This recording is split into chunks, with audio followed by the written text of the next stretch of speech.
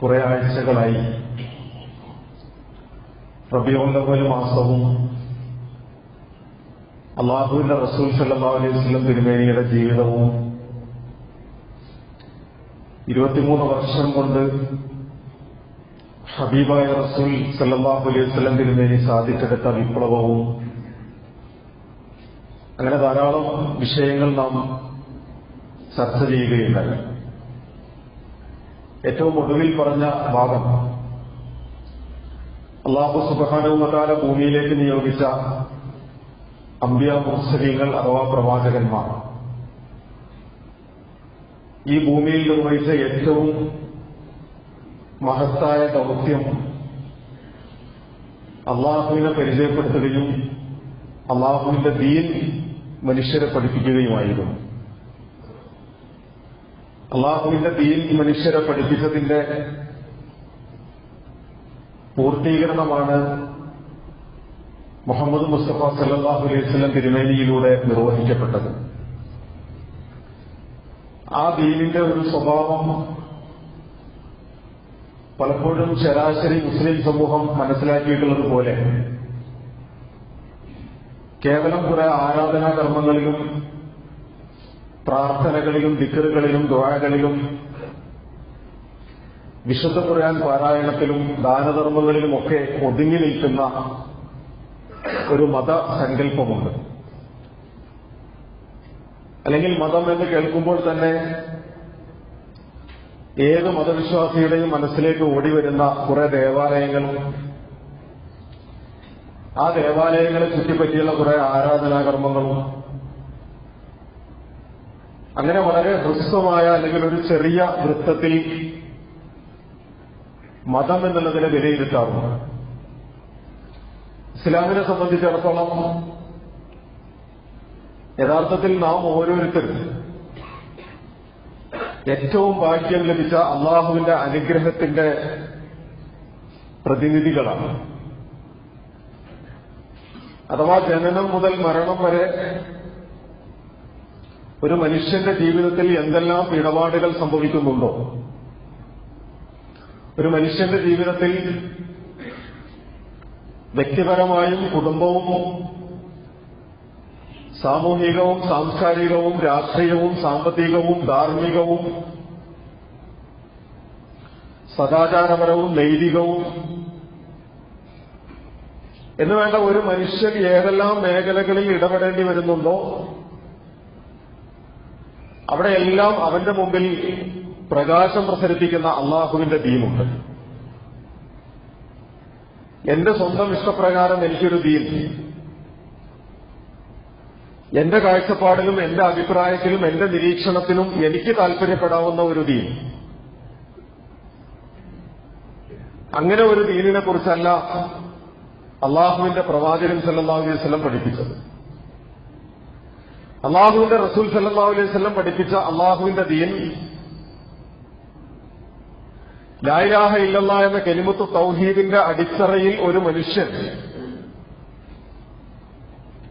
അവന്റെ ജീവിതത്തിന്റെ എല്ലാ മേഖലകളെയും ചൂഴ്ന്നു നിൽക്കുന്ന ഒരു ക്രമീകരണം വരുത്തുക എന്നത് മാത്രമാണ്. അതിനപ്പുറം പലപ്പോഴും നാം ഒരു ഫലിതം കലർന്ന ഉദാഹരണം പറയാറുള്ളത് പോലെ ചേരുംപടി ചേർക്കപ്പെട്ട ഒരു സമൂഹമല്ല മുസ്ലിം സമുദായം. എന്താണ് ചേരുംപടി ചേർക്കപ്പെട്ട സമുദായം എന്ന് പറയാൻ കാരണമെന്ന് ചോദിച്ചാൽ, പഴയ കാലത്ത് ഞാനും നിങ്ങളുമൊക്കെ സ്കൂളിൽ പഠിക്കുമ്പോൾ ചോദ്യപേപ്പറിൽ കാണുന്ന ഒരു ചോദ്യമാണ് ചേരുംപടി ചേർക്കുക. രണ്ട് കള്ളികളായിരിക്കും, എ എന്ന് പറയുന്നു ബി എന്ന് പറയുന്നു. നമുക്കറിയാം, ഞാനിതിന് മുൻപും ഇതേ ഉദാഹരണം ഇതേ വിഷയത്തിൽ സൂചിപ്പിച്ചിട്ടുണ്ട്. പഠിക്കാതെ വരുന്ന ഒരു വിദ്യാർത്ഥിയെ സംബന്ധിച്ചിടത്തോളം ഉത്തരം കണ്ടെത്താനുള്ള ഒരു മാർഗം എന്ന് പറയുന്നത് ഉത്തരത്തിന്റെ ചോദ്യത്തിന്റെ കള്ളി ഇടത് കൈ കൊണ്ട് മറച്ചു പിടിച്ച് തന്റെ കൈവശമുള്ള പേന കണ്ണടച്ച് കറക്കി കുത്തുക എന്ന ഒരു മാർഗമാണ്. കറക്കി കുത്ത് എന്ന് നാം പറയും. ഒന്നാമത്തെ കുത്ത് 1, രണ്ടാമത്തെ കുത്ത് 2, അങ്ങനെ ചോദ്യത്തിന്റെ ഉത്തരമായിട്ട് എടുത്തെഴുതും.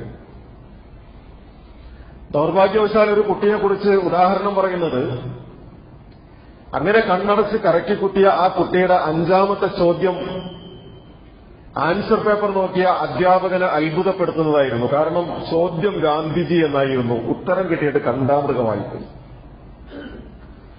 ഞാൻ പറയുന്നത് അള്ളാഹുവിന്റെ ദീനിനെ കുറിച്ച് കൃത്യമായ ഒരു അവബോധം. എന്താണ് അള്ളാഹുവും അള്ളാഹുവിന്റെ റസൂലും അള്ളാഹുവിന്റെ ഗ്രന്ഥവും നമ്മെ പഠിപ്പിക്കുന്ന അള്ളാഹുവിന്റെ ദീൻ? നാം ചവിട്ടി നിൽക്കുന്ന മണ്ണും നാം തലവേർത്തിപ്പിടിച്ച ആകാശവും അള്ളാഹുവിന്റേതാണെങ്കിൽ, ഈ പ്രപഞ്ചത്തിലെ സകലമായ ചരാചരങ്ങളുടെയും സൃഷ്ടാവും ഉടമസ്ഥനും അള്ളാഹുവാണെങ്കിൽ, ഈ കാണുന്ന മുഴുവൻ അണ്ടകടാഹങ്ങളെയും നിയന്ത്രിച്ച് പരിപാലിച്ചുകൊണ്ടിരിക്കുന്ന ഏകനായ ഒരേ ഒരു ശക്തി അള്ളാഹു സുബ്ഹാനഹു വ തആല മാത്രമാണ് എന്ന് വിശ്വസിക്കുന്നവരാണ് നമ്മളെങ്കിൽ, ആ വിശ്വാസമില്ലെങ്കിൽ പിന്നെ മാറ്റിവെക്കാം. അള്ളാഹുവിനോടൊപ്പം ഈ പ്രപഞ്ചത്തെ നിയന്ത്രിക്കാൻ അങ്ങനെ വിശ്വസിക്കുന്ന ആളുകൾ നമ്മുടെ കൂട്ടത്തിലുണ്ട്. ചില പുണ്യപുരുഷന്മാർ, മരിച്ചുപോയ ചില ആത്മാക്കൾ, ചില പുണ്യാത്മാക്കൾ, അവർക്ക് ഈ പ്രപഞ്ചത്തെ നിയന്ത്രിക്കുന്നതിൽ കഴിവും ശക്തിയുമുണ്ട് എന്ന് വിശ്വസിക്കുന്നവരുണ്ട്. ഞാൻ പറയുന്നത് ഏകനായ അള്ളാഹുവിൽ മാത്രം വിശ്വസിക്കുന്നവരാണ് നമ്മളെങ്കിൽ നമ്മുടെ ജീവിതം എന്തായിരിക്കണമെന്ന് പഠിപ്പിക്കുന്നത് ആ അള്ളാഹുമാണ്. ആ അള്ളാഹു സുബ്ഹാനഹു വ തആലയുടെ അധ്യാപനങ്ങളുടെ ദീൻ എന്ന് പറയുന്നത്, കഴിഞ്ഞ ഖുതുബയിൽ ഞാൻ സൂചിപ്പിച്ചു, അതിന്റെ പ്രാഥമികമായ ബാലപാഠം എന്ന് പറയുന്നത് ആരാധനകളെക്കാൾ മുൻപ് പഠിപ്പിക്കപ്പെട്ടത് സാമൂഹിക ഇടപെടലുകളാണ്. ഇസ്ലാമിലൊരു സാമൂഹികതയുണ്ട്. നിങ്ങൾക്ക് അള്ളാഹുവിനെ കണ്ടുമുട്ടണമെങ്കിൽ കേവലം ആരാധനാലയങ്ങളിലൂടെയോ ആരാധനാ കർമ്മങ്ങളിലൂടെയോ മാത്രമല്ല. നിങ്ങൾ അള്ളാഹുവിനെ കാണാൻ ആഗ്രഹിക്കുന്നവരാണെങ്കിൽ നിങ്ങൾ സമൂഹവുമായി ഇടപഴകണം. നിങ്ങൾ സമൂഹത്തിന്റെ പ്രശ്നങ്ങളിൽ സമൂഹവുമായിട്ട് ഇടപഴകി ആ പ്രശ്നങ്ങൾക്ക് പരിഹാരം കാണുന്നുവെങ്കിൽ നിങ്ങൾക്ക് അള്ളാഹുവിനെ കണ്ടുമുട്ടാൻ കഴിയും. പലപ്പോഴും സൂചിപ്പിച്ചിട്ടുള്ള ഖുദ്സിയായ ഒരു ഹദീസിലൂടെ അള്ളാഹുവിന്റെ റസൂൽ സല്ലല്ലാഹു അലൈഹി വസല്ലം പറഞ്ഞത് ഏറ്റവും നല്ല ഉദാഹരണമാണ്. എല്ലാം കഴിഞ്ഞ്, ലോകാവസാനമൊക്കെ കഴിഞ്ഞ് മനുഷ്യരെ അള്ളാഹു വിചാരണയ്ക്ക് ഹാജരാക്കുന്നു. അപ്പോൾ ഒരു മനുഷ്യനെ അള്ളാഹുവിന്റെ മുമ്പിൽ ഹാജരാക്കുമ്പോൾ അള്ളാഹു ചോദിക്കുന്ന ഒരു ചോദ്യം, എനിക്ക് വിശന്നു, നീ എനിക്ക് ആഹാരം നൽകിയിട്ടില്ല. എനിക്ക് ദാഹിച്ചു, നീ എനിക്ക് വെള്ളം നൽകിയിട്ടില്ല. ഞാൻ രോഗിയായി, നീ എന്നെ സന്ദർശിച്ചിട്ടില്ല. നമുക്കറിയാലോ എന്താണ് ഇങ്ങനെ കേൾക്കുന്ന മനുഷ്യന്റെ പ്രതികരണം. ആ മനുഷ്യൻ അള്ളാഹുവിനോട് പ്രതികരിക്കുന്നത്, ഈ ലോകത്തെ മുഴുവനും സൃഷ്ടിച്ച് പരിപാലിക്കുന്ന സർവാധിനാഥനായ റബ്ബുൽ ആലമീനാണ്. എങ്ങനെയാണ് രോഗം ബാധിക്കുക, എങ്ങനെയാണ് വിശക്കുക, എങ്ങനെയാണ് ദാഹിക്കുക, ഇനി അതൊക്കെ സംഭവിച്ചാലും എങ്ങനെയാണ് ഞാൻ അതിനൊരു പരിഹാരം കാണുക എന്ന് ഈ മനുഷ്യൻ അള്ളാഹുവിനോട് തിരിച്ചു ചോദിക്കും. അതിന് അള്ളാഹു സുബ്ഹാനഹു വ തആല കൊടുക്കുന്ന മറുപടിയോ, നിന്റെ പരിസരത്ത്, നിന്റെ ചുറ്റുവട്ടത്ത്, നിന്റെ കൺവെട്ടത്ത്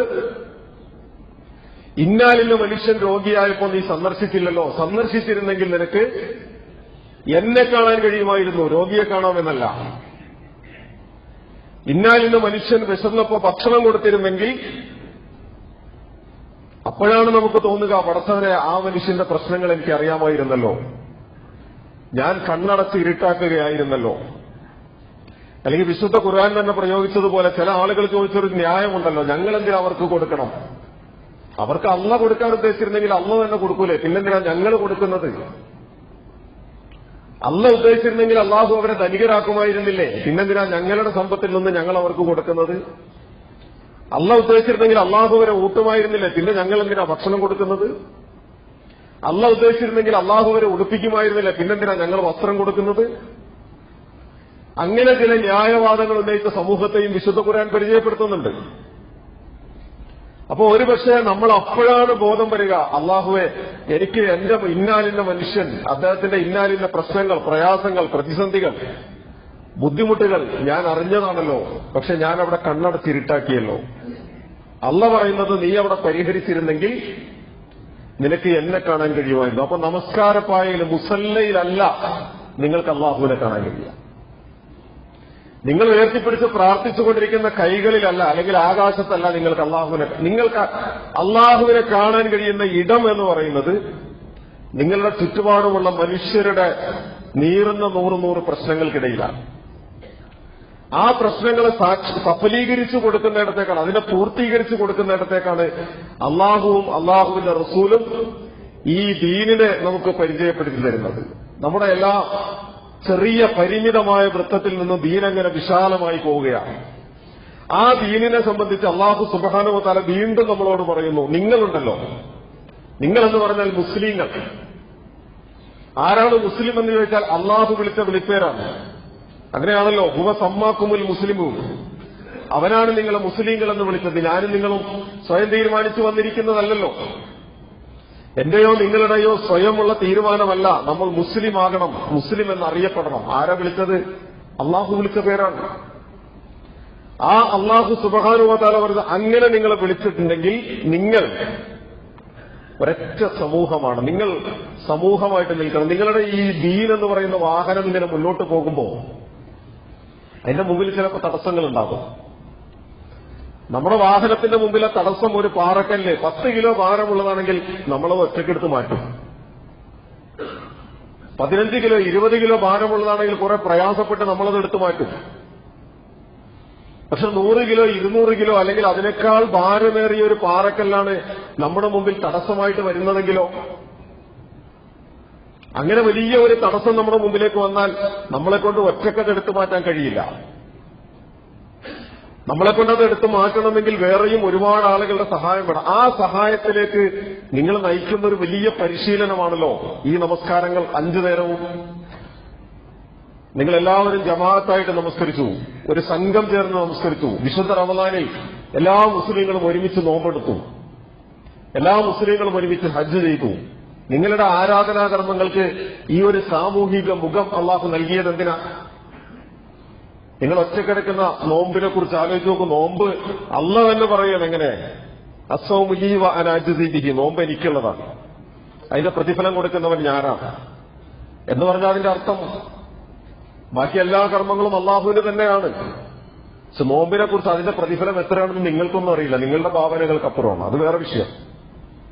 പക്ഷെ ഈ ഒറ്റക്കൊറ്റക്കെടുക്കുന്ന നോമ്പ് പോലും നിങ്ങൾ ഒറ്റയ്ക്ക് എപ്പോഴെങ്കിലും എടുത്താൽ പോരാ. റമദാനിൽ മുസ്ലിം സമൂഹം ഒന്നടങ്കം ഒരേ സമയം ഒരേ സ്വഭാവത്തോടുകൂടി ഒരേ രീതിയിൽ നിങ്ങൾ എടുക്കണം.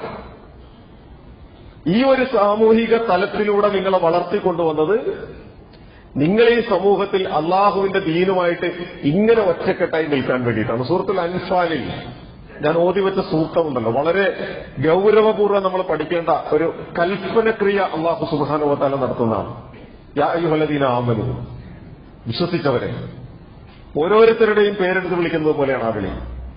യാ അയ്യുഹല്ലദീന ആമനു ഇസ്തജീബു ലില്ലാഹി വലിർ റസൂൽ, നിങ്ങൾ അള്ളാഹുവിനും അള്ളാഹുവിന്റെ റസൂലിനും നിങ്ങൾ ഉത്തരം ചെയ്യണം. നിങ്ങൾക്ക് ഉത്തരം ചെയ്യേണ്ട ചില വിളികൾ ഇവിടെ നടന്നിട്ടുണ്ട്.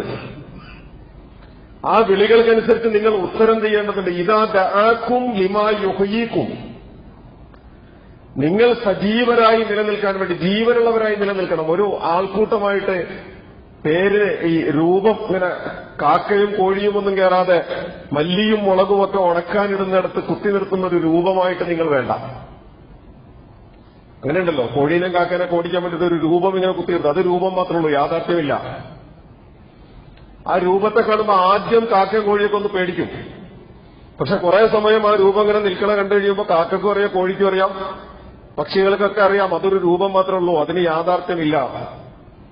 അങ്ങനെ ഒരു രൂപമായി നിൽക്കേണ്ടവരല്ല, നിങ്ങൾ രൂപവും യാഥാർത്ഥ്യവും വേണ്ടവരാണ്. ലിമാ യുഹ്യീക്കും, നിങ്ങൾ സജീവരായി നിലനിൽക്കണം, ജീവനുള്ളവരായി നിങ്ങളിവിടെ നിലനിൽക്കണം. അങ്ങനെ ജീവനുള്ളവരായി നിങ്ങളെ നിലനിൽക്കാൻ വേണ്ടി ഇദാ ദഅാകും, നിങ്ങളെ വിളിക്കുന്നുണ്ട്. ആര്? അള്ളാഹുവും റസൂലും. അള്ളാഹുവും റസൂലും വിളിച്ച ആ വിളിക്കാണ് നിങ്ങൾ ഉത്തരം ചെയ്യേണ്ടത്. ആ വിളിക്ക് നിങ്ങൾ ഉത്തരം ചെയ്യുമ്പോൾ വഅലമു, നിങ്ങൾ അറിയണം, അന്നല്ലാഹ യഹൂലു ബൈനൽ മർഇ വ ഖൽബിഹി വ അന്നഹു ഇലൈഹി തുഹ്ശറൂൻ. ഒരു മനുഷ്യന്റെ അമലുകളുടെയും അയാളുടെ ഹൃദയത്തിന്റെയും അയാളുടെ ജീവിതത്തിന്റെയും ഒക്കെ ഇടയിൽ അള്ളാഹു മാത്രമേ ഉള്ളൂ. അള്ളാഹുവേ ഉണ്ടാകാൻ പാടുള്ളൂ. അതല്ലാത്തൊരു ലക്ഷ്യമല്ല. അതല്ലാത്തൊരു ലക്ഷ്യം അവന്റെ അമലുകൾക്കിടയിൽ കടന്നു വരേണ്ടതില്ല. വഅന്നഹു ഇലൈഹി തുഹ്ശറൂൻ, തീർച്ചയായും ആ അള്ളാഹുവിലേക്കാണ് നിങ്ങൾ ഓരോരുത്തരും ഇനി സമ്മേളിപ്പിക്കപ്പെടാൻ പോകുന്നത്. അള്ളാഹുവിലേക്ക് മടങ്ങിച്ചെല്ലാനുള്ളവരാണ്. അപ്പൊ അള്ളാഹു ഏൽപ്പിച്ച ഒരു ദൗത്യമുണ്ട്, അള്ളാഹുവിന്റെ റസൂൽ ഏൽപ്പിച്ച ഒരു ദൗത്യമുണ്ട്. ആ ദൗത്യമാണ് യഥാർത്ഥത്തിൽ അള്ളാഹുവിന്റെ ദീൻ എന്ന് പറയുന്നത്. ഇനി ആ ദൗത്യത്തെക്കുറിച്ച്, ആ ദീനിനെ കുറിച്ച് ഒരുപാട് തലത്തിൽ നമുക്കിങ്ങനെ പറയാം. പക്ഷെ ഈ സൂക്തം തൊട്ടുടനെ പറയുന്ന ഒരു വലിയ ഭാരിച്ച ഒരു ഉത്തരവാദിത്തം എന്ന് പറയുന്നത് വത്തഖൂ ഫിത്നത്തല്ല തുസീബന്നല്ലദീന ളലമൂ മിൻകും ഹാസ്സ. നിങ്ങളിൽ നിന്ന് തെറ്റ് ചെയ്ത ആളുകളെ മാത്രമായിട്ടല്ല അള്ളാഹുവിന്റെ ശിക്ഷ പിടികൂടുക. നിങ്ങളിലേക്കൊരു വിപത്ത് സംഭവിച്ചാൽ, നിങ്ങളിലേക്കൊരു മാരകമായ വിപത്ത് സംഭവിച്ചാൽ, അള്ളാഹുവിന്റെ പരീക്ഷണത്തെ അഭിമുഖീകരിക്കേണ്ടി വന്നാൽ, ശിക്ഷയെ അഭിമുഖീകരിക്കേണ്ടി വന്നാൽ നിങ്ങൾ ജാഗ്രതയോടുകൂടി നോക്കിക്കാണുക. കാരണം തെറ്റുകാരെ മാത്രമായിട്ടല്ല അള്ളാഹുവിന്റെ ശിക്ഷ പിടികൂടുക. അള്ളാഹുവിന്റെ ശിക്ഷ പിടികൂടുക മൊത്തത്തിലാണ്. പക്ഷെ ആ മൊത്തത്തിലുള്ള ശിക്ഷയിൽ നിന്ന് രക്ഷപ്പെടുത്താനോ വഅലമു അന്നല്ലാഹ ശദീദുൽ ഇഖാബ്, നിങ്ങൾ അറിയണം അള്ളാഹു കഠിനമായി ശിക്ഷിക്കാൻ കഴിവുള്ളവനാണ്. പക്ഷെ മൊത്തത്തിലുള്ള ഈ ശിക്ഷയിൽ നിന്ന് മനുഷ്യ സമൂഹത്തെ ആകമാനം രക്ഷപ്പെടുത്തണമെങ്കിൽ ആരെങ്കിലും അതിൽ ഇടപെടാനുണ്ടാകണം. അതാണ് അള്ളാഹുവിന്റെ റസൂൽ സല്ലല്ലാഹു അലൈഹി വസല്ലം നല്ല ഒരു ഉദാഹരണം, ഏറ്റവും സൂട്ടായിട്ടുള്ള ഒരു ഉദാഹരണം അള്ളാഹുവിന്റെ റസൂൽ സല്ലല്ലാഹു അലൈഹി വസല്ലം പറഞ്ഞിരുന്നു. അതിനേക്കാൾ നല്ലൊരു ഉദാഹരണം വേറെ പറയാനില്ല. കടലിൽ സഞ്ചരിച്ചുകൊണ്ടിരിക്കുന്ന 2 തട്ടുകളുള്ള വലിയ ഒരു കപ്പൽ, വളരെ ഭാവനാസമ്പുഷ്ടമായിട്ടാണ് പറയുന്നത്. കടലിൽ സഞ്ചരിച്ചുകൊണ്ടിരിക്കുന്ന 2 തട്ടുകളുള്ള നിറയെ യാത്രക്കാരുള്ള വലിയ ഒരു കപ്പൽ. ആ കപ്പലിന്റെ താഴെ തട്ടിൽ താമസിക്കുന്ന ആളുകൾക്ക് കുടിവെള്ളം എടുക്കണമെങ്കിൽ മുകളിലുള്ള ആളുകളുടെ അടുത്തേക്ക് പോകണം. അപ്പൊ പല പ്രാവശ്യം ഇങ്ങനെ താഴെ നിന്ന് കയറി ഇറങ്ങി വെള്ളത്തിന് വേണ്ടി പോയി അവസാനം താഴെ തട്ടിലുള്ള ആളുകൾ എല്ലാവരും കൂടി ആലോചിച്ചു, നമ്മളെന്തിനാ അവരെ ഇങ്ങനെ പ്രയാസപ്പെടുത്തുന്നത്? നമുക്ക് നമ്മുടെ താഴെ കൂടി വെള്ളം ഒഴുകുന്നുണ്ടല്ലോ, നമുക്കൊരു ചെറിയ ദ്വാരം ഇട്ട് കഴിഞ്ഞാൽ നമ്മുടെ താഴെ നിന്നൊഴുകുന്ന വെള്ളം നമുക്ക് എടുത്തുകൂടെ? അങ്ങനെ ചില ആളുകൾ കപ്പലിന് ദ്വാരമിടാൻ തീരുമാനിക്കുന്നു. എന്തായിരിക്കും അതിന്റെ അനന്തരഫലം എന്ന് ഏതൊരു കൊച്ചു കുഞ്ഞിനോട് ചോദിച്ചാലും ആ കുട്ടി നമ്മളോടത് പറഞ്ഞു തരും. അള്ളാഹുവിന്റെ റസൂൽ സല്ലല്ലാഹു അലൈഹി വസല്ലം പറയുന്നു, അവരെങ്ങാനും ദ്വാരമിട്ടാൽ, ആ കപ്പലിൽ വെള്ളം കയറിയാൽ മുങ്ങി മരിക്കുന്നത് ദ്വാരമിട്ട ആളുകൾ മാത്രമല്ല, മുകളിലുള്ളവർ കൂടിയാണ്. ഇനി ആ ദ്വാരമിടുന്നത് ആരെങ്കിലും ഈ ദ്വാരമിടാൻ തീരുമാനിച്ച ആളുകളുടെ കൈപിടിച്ച് തടയാൻ ഇറങ്ങിയാൽ നിങ്ങളത് ചെയ്യരുത്, നിങ്ങളങ്ങനെ ചെയ്താൽ ഈ കപ്പൽ ഒന്നടങ്കം തകർന്നു പോകും എന്ന് അപകടത്തിന്റെ മുന്നറിയിപ്പുമായിട്ട് ആരെങ്കിലും ഒരു കൂട്ടർ മുന്നിട്ടിറങ്ങിയാൽ എല്ലാവരും അതിൽ നിന്ന് രക്ഷപ്പെടുകയും ചെയ്യും. പ്രിയമുള്ളവരെ, യഥാർത്ഥത്തിൽ നമ്മൾ ആലോചിച്ചു നോക്കൂ. നമ്മളൊക്കെ ജീവിച്ചുകൊണ്ടിരിക്കുന്ന ഈ കാലഘട്ടം ഒരു വലിയ കപ്പലാണ്. ആ കപ്പലിലിങ്ങനെ ദ്വാരമിട്ടുകൊണ്ടിരിക്കുന്ന ഒരുപാട് സംഭവങ്ങൾ നടന്നുകൊണ്ടിരിക്കുന്നുണ്ട്. തിന്മകളുടെ വ്യാപനം ഇങ്ങനെ ശക്തമായ രീതിയിൽ സംഭവിക്കുകയാണ്. അല്ലാഹു സുബ്ഹാനഹു വ തആല താക്കീത് നൽകുന്നു, നിങ്ങളിൽ നിന്ന് തെറ്റ് ചെയ്ത ആളുകളെ മാത്രം തെരഞ്ഞുപിടിക്കുന്ന ഒരു ശിക്ഷയല്ല ഈ ഭൂമിയിൽ നിങ്ങൾക്ക് ലഭിക്കുക. പരലോകത്തത് വേറെയാണ്. പരലോകത്ത് തെറ്റുകാർക്ക് മാത്രമാണ്. അതിപ്പോ ഈ വിഷയത്തിന്റെ ഭാഗമല്ല. പക്ഷെ ഈ ദുനിയാവിൽ അല്ലാഹു സുബ്ഹാനഹു വ തആല പിടികൂടുന്നത് തെറ്റ് ചെയ്ത ആളുകളെ മാത്രമായിട്ടല്ല, മുഴുവൻ മനുഷ്യരെയും ഒരുമിച്ച് പിടികൂടും. അതുകൊണ്ട് ഈ കപ്പലിനെ, തകർച്ചയിലേക്ക് പോകുന്ന ആ കപ്പലിനെ കൈപിടിച്ച് തകർച്ചയിൽ നിന്ന് കരകയറ്റാൻ, രക്ഷപ്പെടുത്താനുള്ള ബാധ്യത ഉമ്മത്ത് മുസ്ലിമക്കുണ്ട്.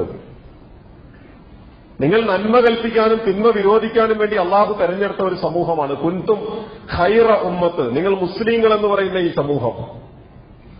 ആ വിളിപ്പേരിന് അർഹരായ വേറൊരു കൂട്ടരിവിടെ ഇല്ല. ആ പേര് നൽകപ്പെട്ട നമ്മളല്ലാതെ രണ്ടാമതൊരു കൂട്ടർ, അവര് മുസ്ലിങ്ങളാണല്ലോ എന്ന് പറയാൻ രണ്ടാമതൊരു കൂട്ടരില്ല. മുസ്ലിം സമുദായം ഒരൊറ്റ സമൂഹമാണ്. ആ സമൂഹത്തെ സംബന്ധിച്ച് കുൻതും ഖൈറ ഉമ്മത്തിൻ, നിങ്ങളാണ് ഏറ്റവും നല്ല സമൂഹം, ഏറ്റവും നല്ല ആൾക്കൂട്ടമല്ല, ഏറ്റവും നല്ല സമൂഹം. നിങ്ങളാകട്ടെ ഖൈറ ഉമ്മത്താണ്, ഉഖ്രിജത്ത് ലിന്നാസി, ജനങ്ങൾക്ക് വേണ്ടി കൊണ്ടുവരപ്പെട്ട, ആ ജനങ്ങൾക്കിടയിൽ തഅ്മുറൂന ബിൽ മഅറൂഫി വ തൻഹൗന അനിൽ മുൻകരി വ തുഅ്മിനൂന ബില്ലാഹ്. 3 പോയിന്റുകളാണ്. 3 കാര്യങ്ങളും വളരെ ഗൗരവത്തിൽ. അതിൽ മൂന്നാമതാണ് അള്ളാഹുവിൽ വിശ്വസിച്ചത് പറയാം. കാരണം മനുഷ്യൻ സാമൂഹ്യ ജീവിയാണല്ലോ. അവൻ ജീവിക്കുന്നത് ഈ സമൂഹത്തിലാണ്. ചുമരുണ്ടെങ്കിലേ ചിത്രം എഴുതാൻ പറ്റൂ. സമൂഹമുണ്ടെങ്കിലേ ആ സമൂഹത്തിൽ അള്ളാഹുവിന്റെ ദീൻ നിലനിർത്താൻ പറ്റൂ. അപ്പൊ സമൂഹത്തെ നിലനിർത്താൻ അവന് ബാധ്യതയുണ്ട്. ആ ബാധ്യതയിൽ അവൻ നന്മ കൽപ്പിക്കണം, തിന്മ വിരോധിക്കണം, അള്ളാഹുവിൽ വിശ്വസിക്കണം. സാധാരണഗതിയിൽ ഓരോന്നും പറയുമ്പോൾ നമുക്കറിയാം, ഏറ്റവും ആദ്യം പറയാൻ എന്താ? അള്ളാഹുവിൽ വിശ്വസിക്കല്ല പറയുന്നത്. ഇന്നല്ലദീന ആമനു വ അമിലു സ്വാലിഹാത്ത്, അങ്ങനെയാണ്. ആമനു എന്നുള്ളത് ആദ്യത്തിലാണ് പറയാ. പക്ഷെ ഒരു സാമൂഹിക ഇടപെടലിനെ കുറിച്ച് പറയുമ്പോ, അല്ലെങ്കിൽ നിങ്ങളെ അല്ലാഹു സുബ്ഹാനഹു വ തആല ഏൽപ്പിച്ച ഉത്തരവാദിത്തം എന്ന് നമ്മളെ ബോധ്യപ്പെടുത്തിക്കൊണ്ട് വിശുദ്ധ ഖുർആൻ പറയുമ്പോൾ ആദ്യം പറഞ്ഞത് വിശ്വാസത്തെക്കാൾ മുൻപ് എന്ന് പറഞ്ഞാൽ വിശ്വാസം രണ്ടാം ഘട്ടത്തിലാണെന്നല്ല ഞാൻ പറയുന്നത്. പക്ഷേ നിങ്ങൾ വിശ്വസിച്ച നിങ്ങളുടെ വിശ്വാസം കൊണ്ട് നിങ്ങൾക്ക് നിലനിൽക്കാനുള്ള ഒരു സാമൂഹിക പ്രതലം, ഒരു പ്ലാറ്റ്ഫോം ഇവിടെ ഉണ്ടാകണം. ആ പ്ലാറ്റ്ഫോം ഉണ്ടാകണമെങ്കിൽ നിങ്ങൾ നന്മ കൽപ്പിക്കാനും തിന്മ വിരോധിക്കാനും നിങ്ങൾ സന്നദ്ധരായിരിക്കണം. അത് അല്ലാഹു സുബ്ഹാനഹു വ തആല. ഇനി ആ സൂക്തമൊക്കെ കഴിഞ്ഞു. സൂറത്തുൽ മാഇദയിലെ 54-ാമത്തെ ആയത്തിലേക്ക് വരുമ്പോ കുറെ കൂടി ശക്തമായ ഭാഷയിൽ അല്ലാഹു സുബ്ഹാനഹു വ തആല വെല്ലുവിളിക്കുന്നു. അല്ലാഹു സുബ്ഹാനഹു വ തആല വളരെ ശക്തമായ ഭാഷയിൽ പറയും, യാ അയ്യുഹല്ലദീന ആമനു, അല്ലയോ വിശ്വസിച്ചവരെ. അവിടെ നേരത്തെ വിളിച്ച യാ അയ്യുഹല്ലദീന ആമനു പോലെയുള്ള ഒരു സൗഹാർദ്ദത്തിന്റെ വിളിയല്ല, ഇവിടെ ഒരു താക്കീതിന്റെ വിളിയാണ്. ആ വിളിക്ക് ഒരല്പം കൂടി ഗൗരവമുണ്ട്. ആ ഗൗരവത്തിൽ അള്ള വിളിച്ചിട്ട് പറയണേ, മൈ യർത്തദ്ദ മിൻകും അൻ ദീനിഹി, നിങ്ങളിൽ ആരെങ്കിലും അള്ളാഹുവിന്റെ ദീനിൽ നിന്ന് മാറിപ്പോകാൻ ഉദ്ദേശിക്കുന്നുണ്ടെങ്കിൽ നിങ്ങൾ പോയിക്കോ. നിങ്ങളിൽ ആരെങ്കിലും അള്ളാഹുവിന്റെ ദീനിൽ നിന്ന്, അള്ളാഹുവാണല്ലോ നിങ്ങളെ സൃഷ്ടിച്ചത്, അള്ളാഹുവാണല്ലോ നിങ്ങൾക്ക് ഈ കണ്ട എണ്ണമറ്റ അനുഗ്രഹങ്ങൾ ഓരോന്നും പരിധി വിട്ട് നിങ്ങൾക്ക് അള്ളാഹുവാണല്ലോ നിങ്ങൾക്ക് നൽകിയത്, അള്ളാഹുവാണ് നിങ്ങളുടെ ജീവിതം സംവിധാനിച്ചത്. എന്നിട്ട് ആ അള്ളാഹുവിന്റെ ദീനിൽ നിന്ന് നിങ്ങൾ മാറിപ്പോകാൻ ഉദ്ദേശിക്കുന്നുണ്ടെങ്കിൽ ആ മാറിപ്പോകാൻ ഉദ്ദേശിക്കുന്നവർക്ക് മാറിപ്പോകാം. പക്ഷെ അവർ പോയി എന്ന് കരുതിയിട്ട് അള്ളാഹുടെ ദീനിൽ നിന്നൊന്നും സംഭവിക്കാനില്ല. അവർ പോയി എന്ന് കരുതിയിട്ട് അവർ ഈ ഉത്തരവാദിത്തം, അള്ളാഹു ഏൽപ്പിച്ച ദീനിന്റെ ബാധ്യതകളും ഉത്തരവാദിത്തം അതൊക്കെ ആരെങ്കിലും ചെയ്യട്ടെ, ഞങ്ങൾക്കതിന് സമയമില്ല എന്ന ഒരു നിലപാടിലാണുള്ളതെങ്കിൽ അള്ളാഹുവിന് ഒരു നഷ്ടവും അതിന്റെ പേരിൽ സംഭവിക്കാനില്ല. അള്ളാഹു സുബ്ഹാനഹു വ തആല പറഞ്ഞു, ഫസൗഫ യഅ്തില്ലാഹു ബിഖൗമിൻ, നിങ്ങളങ്ങനെ പോയാൽ അള്ളാഹു പകരം ഒരു സമൂഹത്തെ കൊണ്ടുവരും. നിങ്ങൾക്ക് ചെയ്യാൻ കഴിയില്ലെങ്കിൽ വേണ്ട, നിങ്ങൾക്ക് പോകാം. അതിന്റെ പരിണിതിയും ദുരന്തവും നിങ്ങൾക്ക് തന്നെ അഭിമുഖീകരിക്കാം. പക്ഷെ അള്ളാഹുവിന്റെ ദീൻ ഇവിടെ നിലനിർത്തണം. അള്ളാഹു സുബ്ഹാനഹു വ തആലയ്ക്ക് അള്ളാഹുവിന്റെ ദീൻ നിലനിർത്തണമെങ്കിൽ യഅ്തില്ലാഹു ബിഖൗമിൻ, അള്ളാഹു മറ്റൊരു സമൂഹത്തെ നിങ്ങൾക്ക് പകരം കൊണ്ടുവരും. ആ സമൂഹത്തിന്റെ സവിശേഷത യുഹിബ്ബുഹും വ യുഹിബ്ബൂനഹു, അള്ളാഹു അവരെയും സ്നേഹിക്കും, അള്ളാഹുവിനെ അവരും സ്നേഹിക്കും. ആ സ്നേഹത്തിന്റെ, അള്ളാഹുവിനോടുള്ള സ്നേഹത്തിന്റെ ബേസിലാണ് ഒരു മുസ്ലിമിന് നിലനിൽക്കാൻ പറ്റുന്നത്. അള്ളാഹിനെ സ്നേഹിക്കാതെ നമുക്ക് പറ്റൂല. അള്ളാഹിനെ പേടിക്കൽ മാത്രമല്ലല്ലോ, പേടിയും സ്നേഹവും എങ്ങനെയാണ് ഒരുമിച്ച് വരിക? അള്ളാഹുവിനോടുള്ള സ്നേഹമാണ് നമ്മുടെ ബേസ് എന്ന് പറയുന്നത്. അള്ളാഹുവിനോടുള്ള സ്നേഹമാകുന്ന ആ ബേസിൽ നമ്മൾ നിലനിൽക്കുമ്പോഴാണ് അള്ളാഹു സുബ്ഹാനഹു വ തആല നമ്മളെയും സ്നേഹിക്കുക. ഇവിടെ പറയാണ്, നിങ്ങളില്ലെങ്കിൽ മറ്റൊരു സമൂഹത്തെ ഞാൻ കൊണ്ടുവരും. പക്ഷെ പകരം ഞാൻ കൊണ്ടുവരുന്ന സമൂഹത്തിന്റെ സവിശേഷത യുഹിബ്ബുഹും വ യുഹിബ്ബൂനഹു, അള്ളാഹു അവരെയും സ്നേഹിക്കും, അവർ അള്ളാഹുവിനെയും സ്നേഹിക്കും. അദില്ലത്തിൻ അലൽ മുഅ്മിനീൻ, സത്യവിശ്വാസികളോട് നല്ല മൃദുവായി, സത്യവിശ്വാസികളോട് തികഞ്ഞ സ്നേഹത്തോടുകൂടി, ഗുണകാംക്ഷയോടുകൂടി, സൽവിചാരത്തോടുകൂടി, നന്മയോടുകൂടി വർത്തിക്കുന്നവരാണ്. ഇസ്സത്തിൻ അലൽ കാഫിരീൻ, സത്യനിഷേധികളുടെ മുമ്പിൽ ഇസ്സത്തോടുകൂടി നിലനിൽക്കുന്നവരാണ്. സത്യനിഷേധികളുടെ മുമ്പിൽ ഞങ്ങളുടെ വിശ്വാസം, ഞങ്ങളുടെ ആദർശം, ഞങ്ങളുടെ റബ്ബ്, ഞങ്ങളുടെ ദീൻ, ആ ഇജ്ജത്തോടു കൂടിയിട്ട് തന്നെ നിലനിൽക്കാൻ കഴിയുന്നവരാണ്. മാത്രമല്ല യുജാഹിദൂന ഫീ സബീലില്ലാഹി, അള്ളാഹുവിന്റെ മാർഗത്തിൽ ജിഹാദ് ചെയ്യാൻ സന്നദ്ധരായ ആളുകൾ, അള്ളാഹുവിന്റെ മാർഗത്തിൽ ജിഹാദ് ചെയ്യാൻ സന്നദ്ധരായവർ. കൂടുതൽ പറയണ്ടല്ലോ, ഒരു വർഷം തികയാൻ പോകുന്നു ഇസ്രായേലും പലസ്തീനും തമ്മിലുള്ള പോരാട്ടത്തിന്റെ ആരംഭം കുറിച്ച്, ഏറ്റവും അവസാനത്തെ പോരാട്ടത്തിന്റെ. അള്ളാഹുവിന്റെ മാർഗത്തിൽ ജിഹാദ് ചെയ്യാൻ ഒരു അറബി കവിതയുണ്ട്, നഹ്നുല്ലദീന ബായഅഹു മുഹമ്മദ അലൽ ജിഹാദി മാ ബഖീന ആബദ, നാമാണല്ലോ അള്ളാഹുവിന്റെ ദൂതൻ, അള്ളാഹുവിന്റെ റസൂലിനോട് കരാർ ചെയ്തത്. എന്ത് ബൈഅത്ത് ചെയ്തു? നഹ്നുല്ലദീന ബായഅഹു മുഹമ്മദ, നാമാണല്ലോ അള്ളാഹുവിന്റെ ദൂതനോട് കരാർ ചെയ്തത്. അലൽ ജിഹാദി മാ ബഖീന ആബദ, ജീവിച്ചിരിക്കുന്ന കാലത്തോളം അള്ളാഹുവിന്റെ മാർഗത്തിൽ ജിഹാദിലുണ്ട്. അള്ളാഹുവിന്റെ മാർഗത്തിൽ സമർപ്പിക്കാനുണ്ട്, പ്രയത്നമുണ്ട്. അള്ളാഹുവിന്റെ മാർഗത്തിൽ ജിഹാദ് എന്താണെന്നുള്ളത് വേറെ ഒരുപാട് നമ്മൾ പറഞ്ഞിട്ടില്ല. 6 ഖുത്ബകൾ ഞാൻ ജിഹാദുമായിട്ട് ബന്ധപ്പെട്ട് നടത്തിയിട്ടുണ്ട് മുൻപ്. അത്രയും വലിയൊരു വിഷയമാണ് ജിഹാദ്. ആ ജിഹാദിന്റെ ഉദാഹരണങ്ങളാണ് നമ്മൾ കാണുന്ന ഫലസ്തീനിലെ ജനത. ഓരോ ദിവസവും അല്ലെ, സ്വന്തം മാതാപിതാക്കളോട് രാവിലെ എഴുന്നേൽക്കുമ്പോ ഉമ്മയെ വിളിച്ചിട്ട് പറയണത്, ഞാൻ ഇന്ന് രാത്രി ഭക്ഷണം കഴിക്കുക സ്വർഗത്തിലായിരിക്കും. ഉറക്കത്തിൽ നിന്ന് എഴുന്നേറ്റ് വന്നിട്ട് പറയുന്നു, ഞാൻ കഴിഞ്ഞ രാത്രിയിൽ അള്ളാഹുവിന്റെ റസൂലിനെ സ്വപ്നം കണ്ടിരിക്കുന്നു. അള്ളാഹുവിന്റെ റസൂലിന്റെ അടുക്കലിരുന്ന് ഞാൻ ഹദീസ് വായിച്ചു കൊടുക്കുന്നത് സ്വപ്നം കണ്ടിരിക്കുന്നു. നമ്മളൊന്ന് ശരിക്കും വായിക്കേണ്ട, പഠിക്കേണ്ട ഒരു പാഠമാണ് ഫലസ്തീനുമായി ബന്ധപ്പെട്ട്. ഞാനിപ്പോ അതിന്റെ വിശദാംശങ്ങളിലേക്ക് പോകുന്നില്ല. ഒരു വർഷം പൂർത്തീകരിക്കപ്പെടുന്ന സാഹചര്യമാണ്. അല്ലാഹു സുബ്ഹാനഹു വ തആല ആ സമൂഹത്തിന് ഇസ്തിഖാമത്ത് നൽകി അനുഗ്രഹിക്കുമാറാകട്ടെ. അവർക്ക് ഖുദ്സിന്റെ മണ്ണിൽ സമാധാനത്തോടുകൂടി തക്ബീർ മുഴക്കാനുള്ള സാമൂഹിക അന്തരീക്ഷം റബ്ബ് സുബ്ഹാനഹു വ തആല നൽകി അനുഗ്രഹിക്കുമാറാകട്ടെ. പറയുന്നത് അല്ലാഹു സുബ്ഹാനഹു വ തആല പറഞ്ഞു, ഞാൻ ഈ ഏൽപ്പിച്ച ഉത്തരവാദിത്തത്തിന് നിങ്ങൾ തയ്യാറല്ലെങ്കിൽ നിങ്ങൾ പോയിക്കോ, ഞാൻ പകരം കൊണ്ടുവരുന്ന സമൂഹമുണ്ടാകും. അവര് വലാ യഖാഫൂന ലൗമത ലാഇം, ഒരാക്ഷേപകന്റെയും ആക്ഷേപത്തെ അവർ ഭയപ്പെടുന്നില്ല. ഞാനൊരു മുസ്ലിമാണ് എന്ന് പറയാൻ, അല്ലെങ്കിൽ ഞാൻ അള്ളാഹുവിന്റെ ദീനനുസരിച്ച് ജീവിക്കുന്നവനാണ് എന്ന് പറയാൻ, എന്റെ ദീൻ എനിക്ക് പ്രാക്ടീസ് ചെയ്യാൻ, പ്രാക്ടീസിംഗ് മുസ്ലിം. കഴിഞ്ഞ ദിവസത്തെ ചില പത്രസമ്മേളനങ്ങളിലൂടെയൊക്കെ നമ്മൾ കേട്ടൊരു വാക്കാണ് പ്രാക്ടീസിംഗ് മുസ്ലിം. പ്രാക്ടീസിംഗ് മുസ്ലിം എന്ന് പറഞ്ഞാൽ അള്ളാഹ് പറഞ്ഞത് പ്രാക്ടീസ് ചെയ്യുന്നവനാണ് മുസ്ലിം. അള്ളാഹുവിന്റെ റസൂല് പഠിപ്പിച്ചത് പ്രാക്ടീസ് ചെയ്യുന്നവനാണ് മുസ്ലിം, ജീവിതത്തിൽ തുടർത്തുന്ന. അപ്പോ അതിന്റെ പേരിൽ ഒരു ആക്ഷേപകന്റെയും ആക്ഷേപത്തെ ഭയപ്പെടാത്ത, അള്ളാഹുവിന്റെ മാർഗത്തിൽ ഇറങ്ങിത്തിരിക്കാൻ സന്നദ്ധതയില്ല, സത്യവിശ്വാസികൾക്കിടയിൽ ഏറ്റവും നല്ല ഇടപെടലുകൾ നടത്താൻ കഴിയുന്ന, ഇജ്ജത്തോടുകൂടി സമൂഹത്തിൽ നിലനിൽക്കാൻ കഴിയുന്ന, അള്ളാഹുവിനെ സ്നേഹിക്കുകയും അള്ളാഹു സ്നേഹിക്കുകയും ചെയ്യുന്ന ദാലിക ഫദ്ലുല്ലാഹി യുഅ്തീഹി മയ്യശാ വല്ലാഹു വാസിഉൻ അലീം. ഈ ഒരു ഔദാര്യം അള്ളാഹു അവൻ ഉദ്ദേശിച്ചവർക്കേ കൊടുക്കൂ. അതെല്ലാവർക്കും കിട്ടുന്ന ഔദാര്യമല്ല. അള്ളാഹു ഉദ്ദേശിച്ചവർക്ക് അള്ളാഹു സുബ്ഹാനഹു വ തആല നൽകും. അള്ളാഹു വാസിഉൻ അലീം. അള്ളാഹു സുബ്ഹാനഹു വ തആല എല്ലാം വിശാലമായി അറിയുന്നവനാണ്. പ്രിയമുള്ളവരെ, ഞാൻ സൂചിപ്പിച്ചത് എന്താണ് അള്ളാഹുവിന്റെ റസൂൽ സല്ലല്ലാഹു അലൈഹി വസല്ലം നമ്മളെ പഠിപ്പിച്ചതെന്ന് ചോദിച്ചാൽ ഒറ്റ വാക്കിൽ പറയുന്ന മറുപടി അള്ളാഹുവിന്റെ ദീൻ എന്നാണ്. എന്താണ് അള്ളാഹുവിന്റെ ദീൻ എന്ന് ചോദിച്ചാൽ ഒറ്റ വാക്കിൽ ഒരു ചെറിയ വൃത്തത്തിൽ നമുക്ക് വിശദീകരിക്കാൻ കഴിയുന്ന സാധനമല്ല. അള്ളാഹുവിന്റെ ദീൻ എന്ന് പറഞ്ഞാൽ മനുഷ്യൻ